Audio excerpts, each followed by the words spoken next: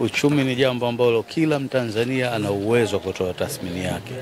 Sasa mimi niseme tu kwa kweli, ukilinganisha hii miaka minne na miaka iliyopita, hata kwa data ambayo imetolewa hapa, uchumi wa nchi umekuwa inakaribia 6% wastani hii miaka minne iliyopita. Mfumuko wa bei pia uko katika hali nzuri kabisa, na hata kwa vigezo vya kawaida tu uwezo wa watu wa kawaida ni mzuri.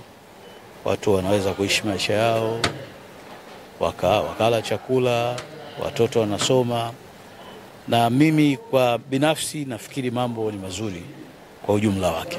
Kwa hiyo uchumi wa Tanzania ni mzuri kwa vigezo vya kiuchumi, GDP, inflation, interest rate, zote ni stable kabisa, hazina shida. Na hata ukilinganisha na Kenya na Rwanda tumekaa vizuri sana. Kwa hiyo kwa ujumla tuseme kwamba uchumi wetu katika miaka hii ni mzuri sana na tunaomba uendelee kama hivyo. Sasa ukitazama kama tulivyosema pale, vijana wetu wengi wanatomaliza vyuo hawana ujuzi wa kutenda mambo.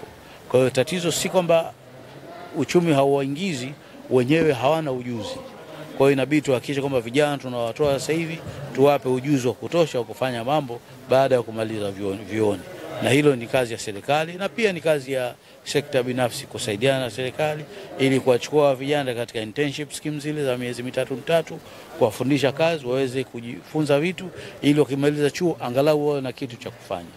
Hilo ni jambo ambalo nafikiri ni muhimu kulifanya baadaye. Lakini kwa sasa hivi uchumi ni jumuishi kiasi, wale ambao wana fursa wanazipata na wanaweza kufanya kazi na kupata kipato kinachowaridhisha wenyewe.